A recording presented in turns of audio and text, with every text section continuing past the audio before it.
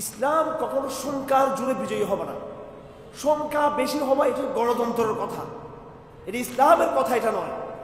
গণতন্ত্র মনে হলো যেদিকে সংখ্যা মেজরিটি মাস্ট বি গ্রান্টেড, এটা পলিটিক্যাল সায়েন্সে বলা আছে, মেজরিটি মাস্ট বি গ্রান্টেড।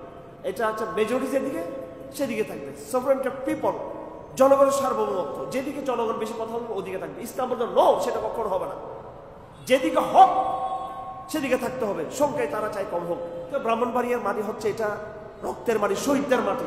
আগামী দিনে এই পার্শ্ববর্তী যে দজ্জালি শক্তি আছে হিন্দুস্তানের, এটার ধ্বংস ইনশাআল্লাহ ব্রাহ্মণবাড়িয়ার মুজাহিদদের হাতে ইনশাআল্লাহ। সাপের মাথায় আমাদেরকে আঘাত করার জন্য, কোরআনের বিধানকে সাপের মাথার প্রতিষ্ঠা করার জন্য আমাদেরকে, সাপের লেসকে কোনো সময় আছে নাকি? কোরআন সাপের লেসে প্রতিষ্ঠা হওয়ার জন্য আসে নাই, কোরআন সাপের মাথার উপর প্রতিষ্ঠা হবে। সাপের মাথাকে তেত্রিশ দিয়ে ওখানে কোরআন নিজের রাজত্ব কায়েম করবে। কোরআন এজন্য বোঝাপড়া বড় বড়দের সাথে, বোঝাপড়া হবে ইহুদিদের সাথে, বোঝাপড়া আন্তর্জাতিক কুফরি শক্তির সাথে, হ্যাঁ, ভারত, আমেরিকা এবং সারা দুনিয়ার বড় বড় যে জালি শক্তি আছে, ইসলামের সাথে তাদের বোঝাপড়া হবে ইনশাআল্লাহ।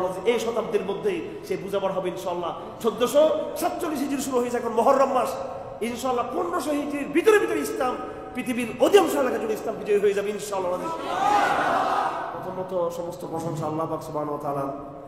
তিনি আমাদেরকে দুনিয়ার সবচেয়ে পবিত্রতম জায়গা মসজিদে বসার তৌফিক দিয়েছেন এবং এই দুনিয়াতে সবচেয়ে পবিত্রতম গ্রন্থ আল কোরআন কারীমের সাথে সম্পর্কযুক্ত হওয়ার তৌফিক আল্লাহ আমাকে আমাদেরকে দিয়েছেন।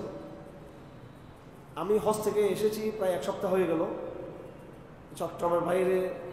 এটা আমার প্রথম আনুষ্ঠানিক কোনো প্রোগ্রাম যেখানে আমি আজকে এসেছি আপনাদের মাঝখানে, এবং আমি আনন্দিত এবং আমি আশাবাদী যে আপনারা গতানুগতিক কোনো ওয়াজ মাহফিলের আয়োজন না করে আপনারা মসজিদের পবিত্র আঙ্গিনায়, যেই মসজিদের আঙ্গিনা থেকেই দ্বীনের মিশনের সূচনা হয়েছিল, দ্বীনের বিজয়, দ্বীনের প্রচার, দ্বীনের প্রসার, এটা নবীওয়ালা পদ্ধতিতে হতে হবে।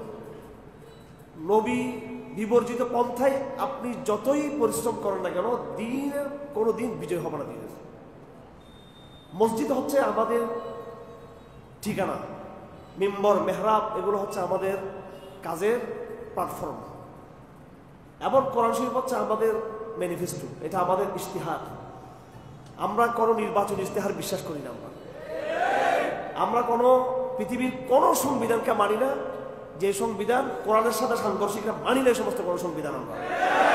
আমাদের সংবিধান, আমাদের আইন, আমাদের ইশতিহার হচ্ছে আল্লাহ পাক সুবহানাহু ওয়া তাআলা যুগে যুগে নবীদের উপর যেটা নাযিল করেছিলেন, আসমানি গ্রন্থ, এগুলো হচ্ছে আমাদের ইশতিহার। বিশেষ করে আখিরি জমানা খাতামুন নবিয়্যিন সাইয়্যিদুল কাউনাইন মুহাম্মদ মুস্তাফা সাল্লাল্লাহু আলাইহি ওয়াসাল্লামকে আল্লাহ পাক চূড়ান্তভাবে মানব জাতির কাছে পাঠিয়েছেন।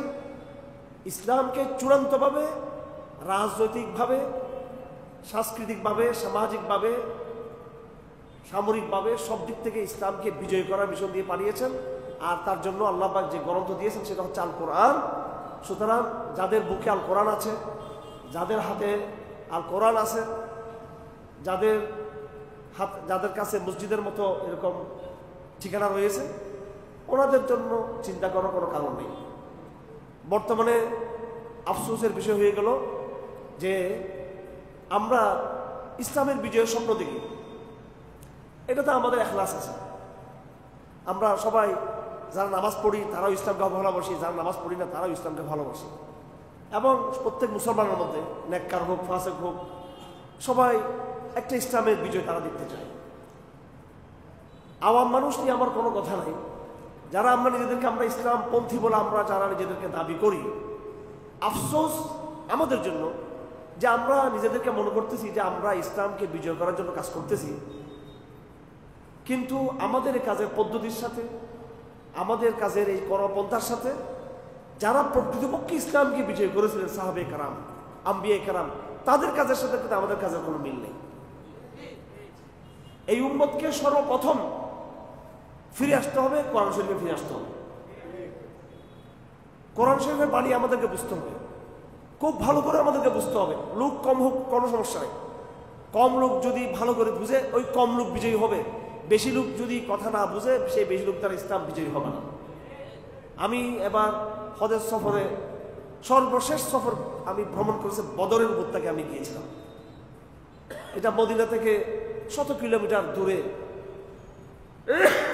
পাহাড়ি একটা উপত্যকা। আপনার সবাই বদরের কথা আপনারা জানেন, এই গল্প আমরা সবাই করি এবং এই গল্প আর কাহিনী বলে আমরা নিজেদেরকে খুব গৌরবোজ্জ্বল একটা জাতি হিসেবে নিজেদেরকে আমরা দাবি করার চেষ্টা করি যে আমাদের এই মুসলিম উম্মাহ একটা গৌরবের একটা বিজয় এবং মুসলমানদের একটা অপরাজিত একটা ঐতিহ্য রয়েছে, এটা আমরা সবাই গৌরব করি, আমরা অহংকার আমরা দাবি করে থাকি। কিন্তু আপনারা সকলেই এটাকে খেয়াল করেছেন যে এই বিজয়ের মূল রহস্য কী ছিল? এটাই ইসলামের ইতিহাসে প্রথম ঘটনা ছিল না। এর আগে মুসা আলাইহিস সালামের জামানার পরে এই যখন বাইতুল মুকাদ্দাস ইউশা বিন নুনের মাধ্যমে যখন এই এলাকাটা মুসলমানদের হাতে আসলো এবং আল্লাহ পাক হযরত দাউদ আলাইহিস সালামকে এই নবুয়ত দিয়েছেন এবং পরবর্তী তাকে আল্লাহ পাক তাকে খেলাফত দিয়েছেন আরও পরে, সেই সময় তালুত আর জালুত নামে এই দুইজন বাদশা ছিল। জালুত ছিল মুশরিকদের প্রতিনিধি আর তালুত ছিল বনী ইসরাঈল। আল্লাহ পাক বলেন আউযু বিল্লাহি মিনাশ শাইতানির রাজীম লাকাদ কানা লাকুম আয়াতুন ফি ফিআতাইন ইলতাকাতা লাকাদ কানা লাকুম আয়াতুন ফি ফিআতাইন ইলতাকাতা ফিআতুন তুকাতিলু ফি সাবিলিল্লাহি ওয়া উখরা কাফিরাতুন ইয়ারাwnahum মিথলাইহিম রা'য়াল 'আইন ওয়াল্লাহু ইউআইয়িদু বিনাসরিহি মান ইয়াশা। এই আয়াতটা আল্লাহ পাক বলেছেন বদর সম্পর্কে, বদর যুদ্ধ, যে তোমাদের জন্য নিদর্শন রয়েছে। লাকাদ কানা লাকুম আয়াতুন ফি ফিআতাইন ইলতাকাতা ফিআতুন তুকাতিলু ফি সাবিলিল্লাহ ওয়া উখরা কাফিরাতুন ইয়ারাwnahum মিথলাইহিম রা'য়াল 'আইন। একদিকে খুব অল্প সংখ্যক মুসলমান, কিন্তু কাফেরদের চোখে আল্লাহ পাক তাদেরকে খুব বেশি করে দেখিয়ে দিল। আরেকদিকে কাফের মুসলমানদের সংখ্যা ছিল খুব কম, কাফেরদের সংখ্যা ছিল খুব বেশি। ফিআতুন তুকাতিলু ফি সাবিলিল্লাহ, একদল আল্লাহর রাস্তায় জিহাদ করতেছিল, আরেকদল মুসলমানদেরকে তুচ্ছ তাচ্ছিল্য নগণ্য মনে করতেছিল মুসলমানদেরকে, এবং তারা ছিল সংখ্যায় বেশি। এইটা আল্লাহ পাক সূরা আলে ইমরানে উল্লেখ করেছেন এই কাহিনী। এবং সূরা আনফালের মধ্যে, সূরা আনফাল কোরআন কারীমের একটা গুরুত্বপূর্ণ সূরা, সূরা আরাফের পরে, এখানে আরো বিস্তারিত কিভাবে ফেরেশতাদের মাধ্যমে আল্লাহ পাক ইসলামকে বিজয় করেছেন সে কাহিনী আল্লাহ পাক তুলে ধরেছেন। আর সূরা বাকারার মধ্যে আল্লাহ পাক সুবহানাহু ওয়া তাআলা ইসলামের আরো কয়েক হাজার বছর আগে তালুত এবং জালুতের কাহিনী আল্লাহ পাক সুবহানাহু ওয়া তাআলা আমাদের সামনে উল্লেখ করেছেন।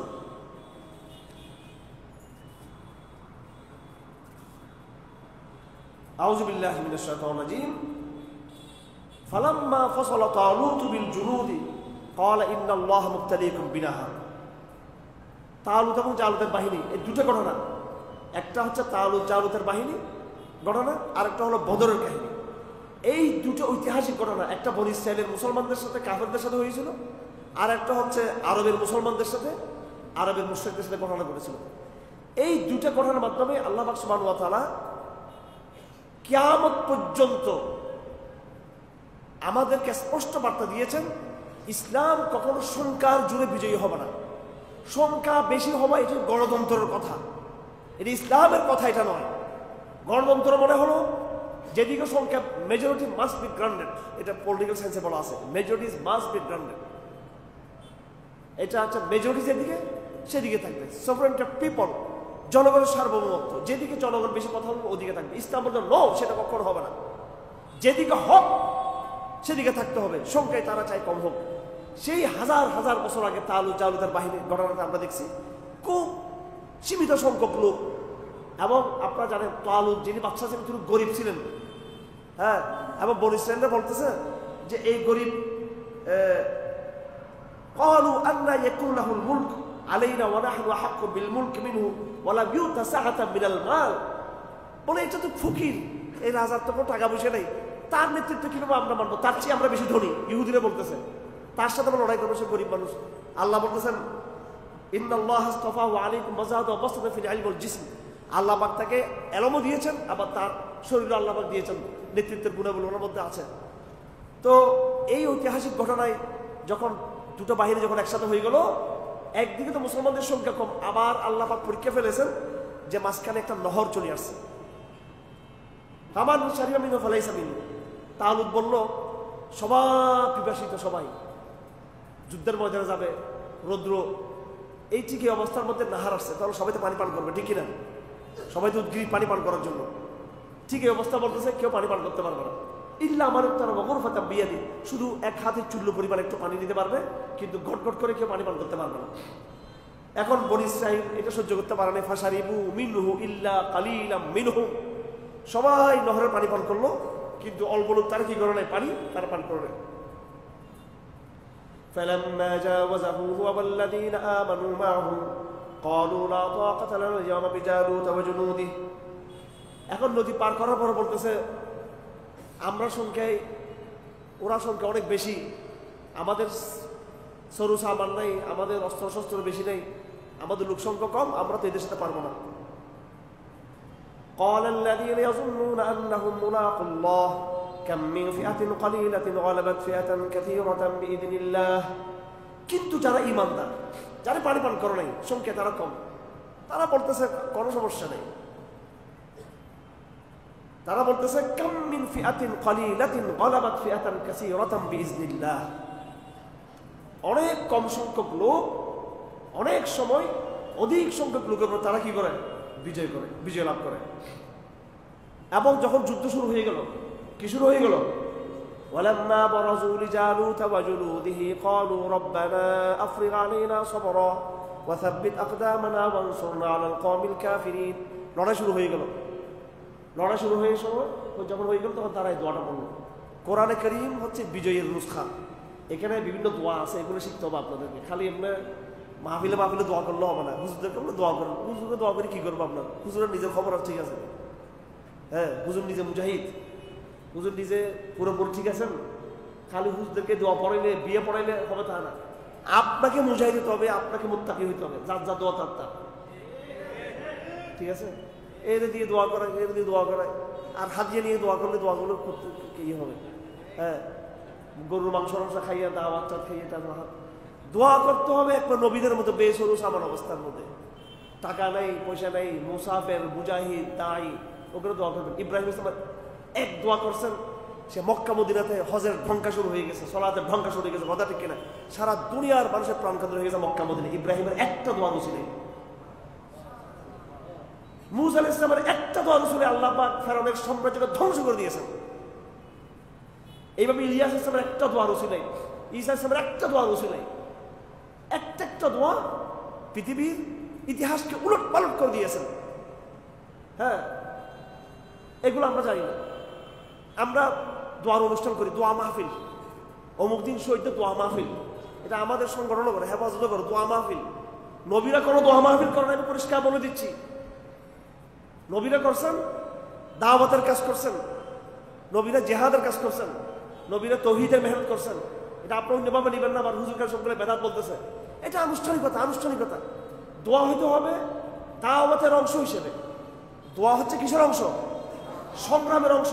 আপনি এলাকার মধ্যে, সমাজের মধ্যে দাওয়াত দিবেন, লাঞ্ছিত হবেন, কষ্ট করবেন, মেহনত করবেন, নিজের টাকা খরচ করে নিজে দিনের কাজ করবেন, পরিশ্রম করবেন, এবং মাঝে মাঝে আপনি আল্লাহর কাছে দোয়া করবেন। এগুলো হচ্ছে দোয়া। এমনি অনুষ্ঠান করে দোয়া মাহফিল করছেন, এগুলো হচ্ছে একটা আনুষ্ঠানিকতা। এগুলো কোনোদিনও এগুলো নবীওয়ালা তরিকা এটা না। নবীরা দোয়া করছেন দাওয়াতের সংগ্রামের ময়দানে দোয়া করছেন। তারা হযরত মূসা আলাইহিস সালাম দোয়া করছেন যখন আল্লাহ বলছেন তুমি ফেরাউনের কাছে যাও। ফেরাউনের কাছে যাওয়াটা অনেক কঠিন একটা ব্যাপার ছিল, কারণ ফেরাউন ছিল প্রতাপশালী এবং সে হিংস্র, সে দাম্ভিক, সে অহংকারী। সে মূসা আলাইহিস সালামকে পাত্তাও দিত না। সে তাকে গিয়ে বলা যে তুমি কাফের, তুমি আল্লাহকে মানো, কত বড় কঠিন কথা, এটা বলা তার পক্ষে সম্ভব ছিল না। ফেরাউন তাকে টিপে মেরে ফেলবে মূসা আলাইহিস সালামকে। তো মূসা আলাইহিস সালাম কিভাবে গেছেন? বলছেন ইয়া রব, আমাকে আপনি সাহায্য করেন। ক্বালা রাব্বি ইশরাহ লি সাদরি ওয়া ইয়াসসির লি আমরি ওয়াহলুল উকদাতাম মিন লিসানি ইয়াফকাহু কওলি ওয়াজআল লি ওয়াজিরাম মিন আহলি হারুন আখি উসদুদ বি আজরি ওয়াশিকু বি আমরি। আর আমরা এই দোয়াটা করি পরীক্ষা হলে কিনা, রব্বিশ রাহলি সাদরি, রব্বিশ রাহলি সাদরি। ইন্টারভিউ দিয়ে বসে, নিয়ামতের ইন্টারভিউ, রব্বিশ রাহলি সাদরি। বিসিএস কাটার পর রব্বিশ রাহলি সাদরি। মুসা ইসলাম এটা পড়ছেন কোথায়? এটা পড়ছেন ফেরাউনের দরবার যাওয়ার সময়। আর আমরা এটা পড়তেছি দাওরা হাদিসের পরীক্ষা দেওয়ার সময় পড়তেছি রব্বিশ রাহলি সাদরি, রব্বিশ রাহলি সাদরি। এই রব্বিশ রাহলি সাদরি এই পরীক্ষার হল থেকে বের করে, দাওরা মেশকাতের পরীক্ষা হল থেকে বের করে এটা রাজপ্রাসাদের, তাগুতের রাজপ্রাসাদের জায়গায় নিয়ে যেতে হবে এই দোয়াকে, তখন এই দোয়া কবুল হবে। আর না হলে এই আপনার রব্বিশ রাহলি সাদরি দিয়ে কিচ্ছু হবে না। আল্লাহ আপনার অন্তর কিছু কি আপনি আল্লাহকে সাহায্য না করলে আল্লাহ আপনাকে সাহায্য করবেন। তো তালুত জালুতের বাহিনী যখন নাকি সামনে হয়ে গেল, আগামীতে ব্রাহ্মণবাড়িয়ার মাটি হচ্ছে এটা রক্তের মাটি, শহীদদের মাটি। এটাকে আমি নাম দিয়েছি বাংলাদেশের গাজা। এটা গাজা। আগামী দিনে এই পার্শ্ববর্তী যে দজ্জালি শক্তি আছে হিন্দুস্তানের, এটার ধ্বংস ইনশাআল্লাহ ব্রাহ্মণবাড়িয়ার মুজাহিদদের হাতে ইনশাআল্লাহ। এই হিম্মত আপনাদের রাখতে হবে, শহীদের রক্তের ধারাবাহিকতা অব্যাহত রাখতে হবে। কিসের হাসিনা টাসিনা? হাসিনা হচ্ছে গোলাম, সে ভারতের গোলাম, তাকে গড়ার সময় নেই। সাপের মাথায় আমাদেরকে আঘাত করার জন্য, কোরআনের বিধানকে সাপের মাথার উপর প্রতিষ্ঠা করার জন্য আমাদেরকে, সাপের লেসকে কোনো সময় আছে নাকি? কোরআন সাপের লেসে প্রতিষ্ঠা হওয়ার জন্য আসে নাই, কোরআন সাপের মাথার উপর প্রতিষ্ঠা হবে। সাপের মাথাকে তেত্রিয়ে দিয়ে ওখানে কোরআন নিজের রাজত্ব কায়েম করবে কোরআন। এই জন্য বোঝাপড়া বড় বড়দের সাথে, এই সাকর বাকর আওয়ামী লীগের পান্ডা মান্ডা এদের সাথে, এখানকার কি জানি একে ছিল ব্রাহ্মণবাড়িয়ার, এগুলোর গণার সময় এগুলো কিসের, এদেরকে পাত্তাও দিবেন না, করবেন না। বোঝাপড়া হবে ইহুদিদের সাথে, বোঝাপড়া আন্তর্জাতিক কুফরি শক্তির সাথে। হ্যাঁ, ভারত, আমেরিকা এবং সারা দুনিয়ার বড় বড় যে জালি শক্তি আছে, ইসলামের সাথে তাদের বোঝাপড়া হবে ইনশাআল্লাহ। এই শতাব্দীর মধ্যেই সেই বোঝাপড়া হবে ইনশাআল্লাহ। 1447 হিজরি শুরু হয়েছে, এখন মহররম মাস। ইনশাআল্লাহ 1500 হিজরির ভিতরে ভিতরে ইসলাম পৃথিবীর অধিকাংশ এলাকা জুড়ে ইসলাম বিজয়ী হয়ে যাবে ইনশাআল্লাহ। ঠিক আছে? আর মাত্র কয় বছর আছে? 100 বছর হতে আর 53 বছরের মতো সময় আছে। ঠিক আছে? আমি আবার এখন ভবিষ্যৎবাণী করতেছি না। আলামত স্পষ্ট কিনা? ইসলাম গাজাতে বিজয়ী, ইসলাম আফগানিস্তানে বিজয়ী, ইসলাম সোমালিয়াতে বিজয়ী হচ্ছে, ইসলাম ইয়েমেনে বিজয়ী হচ্ছে। আপনি কি মনে করছেন সেই ইসলাম হিন্দুস্তানে বিজয়ী হবে না? যে ইসলাম পৃথিবীর বিভিন্ন প্রান্তে প্রান্তে বিজয়ী, সেই ইসলাম এই অঞ্চলেও ইসলাম বিজয়ী হবে। তবে আমাদের আরো প্রচুর রক্ত, শাহাদতের নজরা আমাদেরকে পেশ করতে হবে। আল্লাহ যেন সেই হিম্মত এবং সেই জজবা, সে ইখলাস, সে তাকওয়া যেন আল্লাহ আমাদের সবাইকে দান করেন আমাদেরকে, এবং এই পথ যেন সহজ করে দেন। আবার আল্লাহ এই অঞ্চলের জন্য মুত্তাকি একটা কাফেলা এবং মুত্তাকি করে ইমাম যেন আল্লাহ আমাদেরকে দান করেন এই অঞ্চলের মধ্যে। আমার ভাইরা, যাই হোক, যেটা বলতেছিলাম যে ইসলামকে বিজয় করব কোন পথে? সংখ্যা বেশি জনসমুদ্র, জনসমাবেশ, গণমিছিল, বড় লং মার্চ, বড় প্রোগ্রাম। নির্বাচনে এখন স্বপ্ন দেখতেছে যে ইসলামপন্থীরা সব ঐক্যবদ্ধ হয়ে গেলে বিএনপির বঙ্গোপসাগর বানিয়ে দিবে। এটা একটা তো সহজ। হ্যাঁ, ইসলামপন্থীরা আমরা এক হয়ে গেলে আমরা সংসদে যেতে পারবো। আপনার বিরুদ্ধে ভারত, আপনার বিরুদ্ধে আমেরিকা, আপনার বিরুদ্ধে মিডিয়া, আপনার পক্ষেও সামরিক বাহিনীর শক্তিও আপনার সাথে নাই। হ্যাঁ, ব্যবসায়ী সমাজ আপনার পক্ষে না, মুসলমানদের মধ্যে ইমান দুর্বল। এইরকম দুর্বল অবস্থার মধ্যে সমস্ত ইসলামপন্থীর ঐক্যবদ্ধ হলেও কি এরা ক্ষমতা পৌঁছতে পারবে? ক্ষমতা পৌঁছলেও সেটা কি করবে না, সাস্টেন করবে না। আলজেরিয়াতে ক্ষমতায় গিয়েছিল ইসলামপন্থীরা, মিশরে গিয়েছিল, টিকতে পারবে। এগুলো বুদ্ধিশুদ্ধি লাগবে আমাদের। আপনি মনে করতেছেন নির্বাচন হলেই সব দলগুলো ইসলামিক হয়ে গেলে এরপর আমরা ক্ষমতা যাব? ঠিক আছে, 2024 সালে আওয়ামী লীগের দুর্নীতি করছে নির্বাচনের মধ্যে, 2018 সালে করছে, ঠিক আছে, 2014 সালে করছে, 3 বার করছে। 2014 সালে আওয়ামী লীগ 2 নম্বরই করছে অবৈধভাবে, 2018 সালে করছে অবৈধভাবে, 2024 করছে। কিন্তু 2009 সালে বাঙালিরা কিন্তু আওয়ামী লীগকে ভোট দিয়ে ক্ষমতা বসেছিল। তা আবার ঠিক বলতেছেন কেন? আবার শহীদ স্যার কেন বলতেছেন? 2009 সালে তো আওয়ামী লীগ ক্ষমতা ছিল না, তখন তো আওয়ামী লীগ ক্ষমতার বাইরে ছিল, তখন তো সামনে সরকার ছিল, তখন তো নিরপেক্ষ নির্বাচন হয়েছিল মোটামুটি। তখন আওয়ামী লীগ আসলো কেমনে? আপনি এই মুনাফিক জনগোষ্ঠীকে আপনি বিশ্বাস করেন? আপনি 3-4-5 বছরও দেখবেন, যখন হুলস্থুল হলে আবার ফেয়ার ইলেকশন হলে দেখবেন আওয়ামী লীগের লোকরাই আবার ব্যবসা বাণিজ্যতে টিকে গিয়ে এরা দেখবেন আবার কি হয়তো এই জনগণের তাদেরকে ভোট দিয়ে এদের কোনো ইয়ে নাই। তো জনগণের স্থির কোনো ইমান নাই, বলেন আছে? এটা কথা একটু নিজের গায়ে পড়তেছে, 2009 সালে জনগণ দেয় না ভোট, এরপর 1996 সালে কি জোর করে আসছে ওরা, জনগণকে ভোট দিচ্ছে এদেরকে।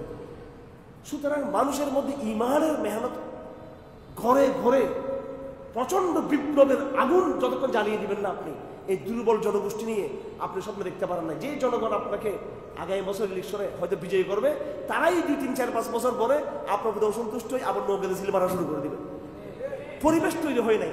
এই জন্য কোরআনের মেহনত করতে হবে, ঘরে ঘরে কোরআনকে চালু করতে হবে এবং প্রত্যেকটা স্কুলকে, কলেজকে, বিশ্ববিদ্যালয়কে কোরআনের দুর্গ বানাতে হবে। নারীদের মধ্যে ইসলামের ব্যাপক তালিমের চর্চা করতে হবে এবং আমাদের মধ্যে অনেক বেশি সংঘবদ্ধ হইতে হবে আমাদেরকে। তখন আমরা ইসলামের বিজয় স্বপ্ন দেখতে পারি। এখন এই দুর্বল অবস্থায় কোনোদিন আমরা বিজয় হতে পারবো না। যাই হোক, তো আল্লাহ পাক সুবহানাহু ওয়া তাআলার পদ্ধতি ছিল কম লোককে আল্লাহ পাক বিজয় করবেন। তো তালুত আর জালুতের বাহিনী যখন নাকি কি হয়ে গেল, মুখোমুখি হয়ে গেল, তখন তালুতের বাহিনী যারা ছিল মুসলমানরা একটা ঐতিহাসিক দোয়া পড়লো। কি পড়লো? ঠিক এই দোয়াটা আমরাও পড়বো। আমাদের নবীরা, আমাদের আম্বিয়া কেরাম যখন যে দোয়া পড়ছেন সংগ্রামে, যেমন ধরেন আপনি ডিসির অফিসে যাচ্ছেন দোয়া করার, দাওয়াত দেওয়ার জন্য, এসপির কাছে যাচ্ছেন, প্রধানমন্ত্রীর কাছে যাচ্ছেন, কোনো সামরিক অফিসারের কাছে আপনি যাচ্ছেন, তখন আপনি চিন্তা করবেন মুসা আলাইহিস সালাম ফেরাউনের কাছে যাওয়ার সময় যে দোয়া পড়ছেন আপনি এই দোয়াটা পড়বেন। এইভাবে তালুত যখন আপনি কাফেরের সাথে যখন আপনি মুখোমুখি হবেন ময়দানের মধ্যে, তখন তালুতের বাহিনী দোয়া পড়ছিল রব্বানা আফরিগ আলাইনা সাবরা ওয়া সাব্বিত আকদামানা ওয়ানসুরনা আলাল কওমিল কাফিরিন। হে আল্লাহ, আপনি আমাদেরকে সবর ঢেলে দেন, মনের মধ্যে কি রাখিয়েন না, অস্থিরতা রাখিয়েন না, মনের মধ্যে একটা শান্তি দেন, প্রশান্তি দেন, স্থিরতা দেন, ধৈর্য ধরার তৌফিক দেন। ওয়া সাব্বিত আকদামানা, আমাদের কদমকে মজবুত করে দেন, কদম যেন না কাঁপে, কদমকে দৃঢ় করে দেন। ওয়ানসুরনা আলাল কওমিল কাফিরিন, এবং কাফেরদের উপর আপনি আমাদেরকে কি করেন, বিজয়ী করে দেন। এটা কার দোয়া ছিল? হ্যাঁ, তালুতের বাহিনী, মুসলমানদের, বনি ইসরায়েলের যারা মুসলমান তাদের দোয়া ছিল। আল্লাহ পাক সুবহানাহু ওয়া তাআলা তাদেরকে বিজয় করছেন অল্প সংখ্যক। আমি এবার হজ সফর থেকে আসার সময়, এই মাত্র বাংলাদেশে আসার 2 দিন আগে আমি বদরে গিয়েছিলাম। ওখানে একটা মসজিদ আছে, মসজিদ আল আরিশ, কোরআন শরীফে আছে। মুসলমানরা ছিল উঁচু জায়গায়, কাফেররা ছিল নিচে জায়গায়, আবু জাহেলের ওদিকে। এদের আবু জাহেলের বদমাশের কবরও ওখানে আছে, সবগুলো ওখানে, কিন্তু ওদিকে পুলিশে যেতে দিতে না। ওখানে গেলে বাঙালিরা স্যান্ডেল, জুতা, পাথর, থুতু সব মারা শুরু করে ওখানে, ঠিক আছে, হাজার হাজার। এই জন্য পুলিশে এখন ওদিকে যেতে দেয় না মানুষকে। তারা কোথায় যাবে, ওদিকে পড়ে আছে, হ্যাঁ, একদম ময়দানের নিচের দিকে। আর যারা বদরের সাহাবি, 14 জন সাহাবি, ওনাদের কবর একজন রাস্তায় শহীদ হয়েছেন, বাকি 13 জনের কবর এর মধ্যে রয়েছে। এই আপনার মাঠের এক পাশে রয়েছে আলহামদুলিল্লাহ বিশাল কবরস্থান। তো ওই জায়গার মধ্যে একটা মসজিদ আছে, এটাকে বলে আল আরিশ। আরিশ শব্দের অর্থ হচ্ছে ছাউনি। রাসূলুল্লাহ সাল্লাল্লাহু আলাইহি সাল্লাম একটা ছাউনি কেটেছিলেন পাহাড়ের উপরে। সাহাবায়ে পরামর্শ দিয়েছেন, ইয়া রাসূলুল্লাহ, আপনি একটা ক্যাম্প করেন, চিফ কমান্ডার হিসেবে। যুদ্ধের যারা আপনার সামরিক বাহিনীর পদ্ধতির মধ্যে আছে, 2 দিকে যুদ্ধ হলে একটা কি থাকে, যেখান থেকে কমান্ড করা হবে, চিফ কমান্ডার যেখানে থাকবে, যেখান থেকে সবাইকে নেতৃত্ব দেওয়া হবে, এটাকে বলা প্রধান ছাউনি, সেন্ট্রাল ছাউনি এটা। তো এটা এখন ইদানিং মসজিদ হয়ে গেছে। আল্লাহ রাসূল সাল্লাল্লাহু আলাইহি ওয়াসাল্লাম বদরের ময়দানে গিয়ে এমনভাবে দোয়া করতে করতে করতে করতে আল্লাহ রাসূল পাগল হয়ে গিয়েছিলেন। 2 হাত তুলে এভাবে দোয়া করছেন, ইয়া আল্লাহ ইনতাহাল খাদিল আসাবা ফালাম তুবাদ। হে রব, আজকে যদি বদরের ময়দানে আমার এই বাহিনী পরাজিত হয়ে যায়, এই দুনিয়াতে আর কেউ তোমার ইবাদত করতে বলা থাকবে না। আমি আর আপনি আজকে মসজিদে আসতে পারছি, এটা বদর যুদ্ধের কারণে, কথা ঠিক কিনা? বদর যুদ্ধে যদি ইসলাম পরাজিত হতো, তাহলে আজকে আমি আপনি কি থাকতে পারতাম না? মুসলমান থাকতে পারতাম না। আমার আপনার হজ করতেছি, ওমরা করতেছি, মাদ্রাসায় মুহাদ্দিসগিরি করতেছি, মুতামিগিরি করতেছি, রাজনীতি করতেছি, ইসলামের সবগুলো হচ্ছে বদর যুদ্ধের অবদান, বদর যুদ্ধের টার্নিং পয়েন্ট। হ্যাঁ, তালুত আর জালুতের বাহিনীতে যদি জালুত বিজয়ী হতো, তালুত পরাজিত হলে ইসলাম ওই 2000 বছর আগে ফিনিশ হয়ে যেত। তাওরাতের ইসলাম আর থাকতো না পৃথিবীর বুকে।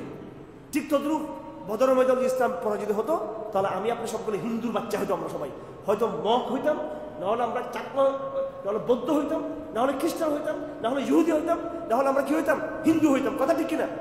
তো বদর আমাদেরকে বিজয় দিয়েছে। সেই বিজয়ের রহস্য কি ছিল? আল্লাহ রাসূল দোয়া করছিলেন, দোয়া করতে করতে এমন কান্নাকাটি করতেছেন, পরে হযরত আবু বকর হাত ধরে থামাই দিয়েছেন, ইয়া রাসূলুল্লাহ, এখন আপনি ক্ষান্ত হয়ে যান, আল্লাহ আপনাকে লাঞ্ছিত করবেন না। আপনি উনি হাত ধরে দোয়া বন্ধ করেছেন। কে? হযরত আবু বকর রাদিয়াল্লাহু আনহু সুবহানাল্লাহ, রসুলের এই পাগলামি, রসুলের এই জজবা, মানে আল্লাহর সাথে এমন একটা উনি কি লাগাই দিয়েছেন ওখানে, মানে আবদার আর ঝগড়া, মহব্বতের একটা কি বলে এটাকে, এটা কি বলে, হ্যাঁ অভিমান, মহব্বতের একটা আবদার আল্লাহ যেমন আবদার করা শুরু করছেন, মানে হাত আর নামতেছেন নিচার। রসুল্লাহ ইসলামের চাদরের তলে কি দেখা যাচ্ছিল, সাদা সাদা, ওনার বগলের চামড়া কি দেখা যাচ্ছিল, হ্যাঁ ওনার বিয়াউজি বিদায়ী যখন দোয়া করতেছেন চাদরের ভিতরে ওনার কি ফাঁক হয়ে গেছে, ওনার বগলের চামড়াগুলো দেখা যাচ্ছে সাদা। তখন আবু বকর থামাইছেন যে এখন আপনি রাখেন। এই দোয়া রুসিলাই আল্লাহ পাক ইসলামকে বিজয় করেছেন। আমার ভাইরা, হযরত ইব্রাহিম আলাইহিস সালাম, আমি যেহেতু হজ থেকে আসছি সেজন্য আমি দু একটা কথা এই সম্পর্কে বলি। হজে আজকে মানুষ যাচ্ছে, আমাদের বাঙালিরা কেন যাচ্ছে আল্লাহ জানে। আমাদের হজ কাফেলাগুলো আল্লাহ ওনাদেরকে তৌফিক দান করুন যারা সেইভাবে কাজ করেন, কিন্তু অনেকেই, সবাই না, কেউ আছেন যারা শুধু ব্যবসা উদ্দেশ্য। কি উদ্দেশ্য? ব্যবসা উদ্দেশ্য। অনেকে তো হজ ফরজ আমাদের উপর, আমরা হজ করি না, অথচ হজ ফরজ বাংলাদেশের অধিকাংশ মানুষের উপরে যাদের উপর হজ ফরজ তারা কিন্তু হজ করে না। আমার আব্বা একটা কথা বলে, বাংলাদেশে হজ করে কারা? যাদের উপর হজ ফরজ না তারা জজবা শুরু হজ করে, আর যাদের উপর হজ ফরজ তারা কিন্তু হজ করে না। বড় ব্যবসায়ী পাবেন, এখানে দোকানে বা মার্কেটে পাবেন, আজ থেকে 14 বছর আগে তার উপর হজ ফরজ, কিন্তু হজ করতেছে না। এই অবস্থায় সে মৃত্যুবরণ করতেছে। হজ যার উপর ফরজ সে যদি এই অবস্থায় মৃত্যুবরণ করে, হাদিসে বড় ধমক আছে। হ্যাঁ, ইহুদি খ্রিস্টান হয়ে মৃত্যুবরণ করে, এমন হাদিসের মধ্যে এমন শব্দ উল্লেখ আছে, কিছু হাদিস, জয়ীফ হাদিস উল্লেখ আছে এই কথাগুলো। হজের মূল শিক্ষা, যারা আমরা হজে বেশিরভাগ যেয়ে থাকি, আমরা মনে করি, জি আচ্ছা এই শেষ করে দিচ্ছি, হজে আমরা যাচ্ছি, আমরা মনে করি হাজরে আসওয়াদে চুমো দিতে পারলে, হ্যাঁ হজ করতে পারলে সব গুনাহ মাফ। আমাদের বাংলাদেশিরা তো কিছু যদি মনে করেন, ওরা সব কিছু করে, মেনা, মুজদালিফা, আরাফাত, মাকাম ইব্রাহিম, হাজরে আসওয়াদ সব কিছু করে, জজবা থাকে। বিমানে উঠলে মনে হয় যে আল্লাহ সব গুনাহ মাফ করছে, কারণ নামাজ কালামার দরকার নেই আছে। যখন বাংলাদেশে যখন ফিরে বিমান ওঠার সময় আর নামাজ আর খবর টবর নেই। কোন হাজি সাহেব নামাজ কজা করলে হজ থেকে আসার পরে তার মানে হলো আপনার হজটা কবুল হয় নাই। আমার ভাইরা, এই হজের বার্তা হচ্ছে কি? হজ আগে নাকি তাওহীদের দাওয়াত আগে?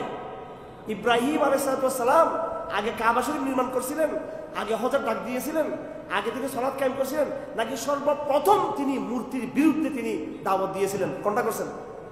আগে আকীদা। আগে কি? আকীদার মেহনত। এর বহুত পর নিয়ে গিয়েছেন। হজ থেকে আমাদের স্পিডটা গ্রহণ করতে হবে। হজ ইব্রাহিম, ইন্না ইব্রাহিম কান উম্মাতান কানিতান। ইব্রাহিম মানুষ ছিলেন একজন, ইব্রাহিম একজন ছিলেন, ইরাকে দাওয়াত দিয়েছেন, মানুষ তার দাওয়াত কবুল করে নাই। সিরিয়াতে গিয়েছেন তিনি এই মিশরে আসছেন, তিনি মক্কাতে আসছেন, একা সারা দুনিয়া তিনি ভ্রমণ করেছেন। হযরত ইব্রাহিম আলাইহিস সালাম তিনি যখন নাকি এই দাওয়াত দিচ্ছিলেন, তিনি এক পর্যায়ে বলছেন, হে আল্লাহ, আমি এত কথা বলতেছি, মানুষ আমার কথা শুনতেছে না। রব্বানা আলাইকা তাওয়াক্কালনা ওয়া ইলাইকা আনাবনা ওয়া ইলাইকাল মাসির। আপনার উপর আমরা ভরসা করলাম। হে প্রভু, আপনি আমাদেরকে কাফেরদের জন্য ফিতনা বানাইয়েন না আমাদেরকে। হযরত ইব্রাহিমের অনেকগুলো দোয়া আছে, সূরা বাকরার মধ্যে কিছু দোয়া আছে। সূরা ইব্রাহিম, এটা সূরা ইউসুফের পরে সূরা রাদের পরে সূরা ইব্রাহিম। এই দোয়াগুলো আপনারা দেখে নেবেন, লম্বা এক দোয়া। হযরত ইব্রাহিম দোয়া করছেন, হে আল্লাহ, হ্যাঁ উনি যখন নাকি ওনার সন্তানদেরকে বিদায় দিচ্ছিলেন, ওনার কোলের সন্তান বাচ্চা হযরত ইসমাইল আলাইহিস সালাম, আবার আম্মা হাজারা রাদিয়াল্লাহু আনহা, ওনাদেরকে যখন বিদায় দিচ্ছিলেন, মক্কার পাথরের জায়গা, রৌদ্র, বৃষ্টি নেই, ঝড় নাই, ফসল নেই, কিছু নেই সেখানে। তখন উনি যখন বিদায় দিয়ে চলে আসতেছিলেন, আম্মা হাজারা জিজ্ঞেস করছেন, আপনি কি এইভাবে ছেড়ে চলে যাচ্ছেন? আল্লাহ আপনাকে হুকুম দিয়েছেন এরকম করার জন্য আমাদের সাথে, নাকি আপনি নিজ থেকে নিজের মন মতো করতেছেন? বলতেছে না, আমি তো আমার মন মতো করতেছি না, আল্লাহ আমাকে বলছেন তোমাদেরকে এইভাবে রেখে চলে যাওয়ার জন্য। বল, তখন আম্মা হাজারা বলছেন, তাহলে কোনো আফসোস নেই। কিন্তু ইব্রাহিমের মনে তো আসলে দুঃখ আছে, যদি দেখাচ্ছে যে কি খুব শক্ত, আমি তোমাদের দিকে খেয়াল করতেছি না, কিন্তু ভিতরে দুঃখ আছে। ইব্রাহিম ওই কাবা শরীফ থেকে বের হয়ে একটু দূরে গিয়ে পাহাড়ে উঠে আল্লাহু আকবার আকাশের দিকে তাকিয়ে এই দোয়াগুলো করছিলেন, রব্বি জাআল হাযাল বালাদা আমিনা ওয়াজনুবনি ওয়া বানিয়া আন না'বুদাল আসনাম রব্বি ইন্নাহুন্না আদলালনা কাসীরাম মিনান নাস ফামান তাবি'আনি ফাইন্নাহু মিন্নি ওয়া মান আসানি ফাইন্নাকা গফুরুর রহিম ربنا إني أسكنت من ذريتي بواد غير ذي زرع عند بيتك المحرم ربنا ليقيموا الصلاة فاجعل أفئدة من الناس تهوي إليهم وارزقهم من الثمرات لعلهم يشكرون। এরপর দোয়া করছেন তিনি, রব্বি জাআলনি মুকিমাস সালাহ ওয়া মিন যুররিয়াতি রব্বানা ওয়া তাকাব্বাল দুআ। ঐতিহাসিক এই দোয়া করছেন। উনি দেখতেছেন কত দূরে কাবার প্রান্তে তিনি তার স্ত্রীকে একা ফেলে আসছেন, তার সন্তানকে একা ফেলে আসছেন, কিন্তু তিনি ঐতিহাসিক দোয়া করলেন সুবহানাল্লাহ। এমন এক দোয়া হয়েছিল আল্লাহ পাক সুবহানাহু ওয়া তাআলা কাবাকে সারা দুনিয়ার হার জমানার কিয়ামত পর্যন্তের জন্য এটাকে তাওহীদের মার্কাজ বানিয়ে দিলেন আল্লাহ পাক সুবহানাহু ওয়া তাআলা। এটাকে এই জন্য বিজয় করছেন। বদরের প্রান্তে সাহাবায়ে কেরাম কম ছিল, আল্লাহ পাক তাদেরকে বিজয় করছেন। আমার ভাইরা, আমার মেসেজ হলো যে কোরআন শরীফ তো আমি তো বেশি কথা বলতে পারি নাই, নামাজের সময় হয়ে গেছে। এই যে আমাদের কিছু লাগবে না, আমাদের হাতে কি আছে? কোরআন। কি আছে আমাদের হাতে? কোরআন শরীফ আছে, আমাদের মসজিদ আছে। যদি আমরা কোরআনকে ঠিক মতো বুঝি আর নবীদেরকে যদি আমরা ফলো করি আর আল্লাহর কাছে যদি আমরা দোয়া করি, আল্লাহ নবীদেরকে যেভাবে বিজয়ী করছেন আমাদেরকে এই জমানায় এইভাবে বিজয়ী করেন আমাদেরকে, ভারতের বিরুদ্ধে, আমেরিকার বিরুদ্ধে, তাগুতের বিরুদ্ধে, নাস্তিকদের বিরুদ্ধে, মুনাফিকদের বিরুদ্ধে, মগ বৌদ্ধ সারা দুনিয়ার সকল রকমের কুফর শক্তির বিরুদ্ধে এই জমানায় আমাদেরকে বিজয়ী করেন। তাহলে ইনশাআল্লাহ আমরা বিজয়ী হব, কারণ আমরা ইব্রাহিম ইসলামের উম্মত, আমরা মোহাম্মদ ইসলামের উম্মত, আমরা নবী ঈসা মুসা ইসলামের এই পথের মধ্যে আমরা তাওহীদের পথে আমরা রয়েছি। এই জন্য এই জমানায় আপনার পথকে বিশুদ্ধ করুন, আপনাদের মানহাজকে ঠিক করুন, আপনাদের চিন্তাধারাকে ঠিক করুন। সংখ্যা আপনি কম হলেও ইনশাআল্লাহ আপনি বিজয়ী হতে পারবেন। আল কোরআন দারাস আমি আশা করব আপনি এটা নিয়মিত চালু করবেন। এখানে কোনো একজন আলেম থাকবেন যিনি নিয়মিত কোরআন দারাস দিবেন। কোরআনকে বোঝার চেষ্টা করি, কোরআন মানে একটা কাফেলা আমরা তৈরি করি ইনশাআল্লাহ আজিজ। এখানে এমন কিছু লাগবে না যে আমরা নির্বাচন হবে সামনে আমরা ক্ষমতায় যাব। ইসলাম একবারেই ক্ষমতায় যাবে, 1000 বছর টিকে যাবে ক্ষমতার মধ্যে। এমন না যে আপনি নির্বাচন কোয়ালিশন করে ক্ষমতায় যাবেন 5 বছরের জন্য। ইসলামকে 5 বছরের জন্য রাখি, আর এই 5 বছর ঠিক আছে, মাঝখানে আবার আন্দোলন হইলে তখন কি করবেন? আবার হাসিনা যাবো কোনো কারণে আপনার বিরুদ্ধে আন্দোলন শুরু হইলো। এই জন্য এটা পিচ্ছিল পথ। এটা কি পথ? দেরিতে আসবো, থেকে যাব, তাড়াতাড়ি আসবো, তাড়াতাড়ি চলে যাবো, দরকার আছে। এটা ইসলাম নাকি? তাড়াতাড়ি আসলাম ক্ষমতার মধ্যে, আবার তাড়াতাড়ি চলে গেলাম গ্যালেজ গুটাইয়া। এটা ইসলাম নাই। ইসলাম দেরিতে আসবে।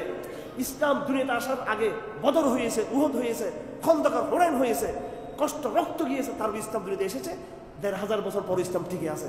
আমরাও বাংলাদেশে এবং পুরো ভারতে, পুরো অঞ্চলে ইসলামকে বিজয় করব একটু দেরিতে। এর আগে আমরা দাওয়াতের মোটিভেশন করব, নিজের আকীদাকে বিশুদ্ধ করব, সমাজকে তৈরি করব, বিশ্ববিদ্যালয়ের তরুণদেরকে তৈরি করব, নারী সমাজকে তৈরি করব, এই রাষ্ট্রের আমরাদেরকে তৈরি করব, রাজনীতিকে দাওয়াত দিব। এইভাবে এইভাবে এইভাবে ইনশাআল্লাহ একটা পর্যায়ে চূড়ান্ত জিহাদ আমরা লিপ্ত হব কুফরি শক্তির বিরুদ্ধে। এবং দীর্ঘ সংগ্রামের পরে ইনশাআল্লাহ একদিন বহু কোরবানির পরে ইসলাম এই অঞ্চলে বিজয়ী হবে। সেই ইসলাম কেমন পর্যন্ত আর পরাজিত হবে না ইনশাআল্লাহ। আমার ভাইয়েরা, গবেষকরা বলেছেন এটা ইতিহাসের শেষ লড়াই। এরপরে ইসলাম আর কুফরের কোনো লড়াই আর পৃথিবীতে হবে না। এখন যে অবস্থা, এটা ইসলাম এবং কুফরের কি ইতিহাসের শেষ লড়াই। এরপর কিয়ামত হয়ে যাবে, এরপরে মাহদী আসবে, ঈসা আসবে, দাজ্জাল আসবে, ইয়াজুজ আসবে, তারপর কিয়ামত আস্তে আস্তে সংঘটিত হয়ে যাবে। আর কিন্তু লড়াই হবে না। কিন্তু এখন আমরা যারা আছি আখির জামান উম্মত, আমরা ইতিহাসের শেষ লড়াই আছি। ইতিহাসের কি শেষ লড়াই আছি। এই আখিরি জামানার উম্মতের মধ্যে যারা যত বেশি আল্লাহর দ্বীন কাঁকড়ে ধরবে, কোরআন কাঁকড়ে ধরবে, হ্যাঁ, আপন লোকরা বলবে কৌশল, এটা কৌশল না, এটা বুদ্ধি না, এটা তোমার মধ্যে বুদ্ধি কম, তোমার মধ্যে কৌশল কম।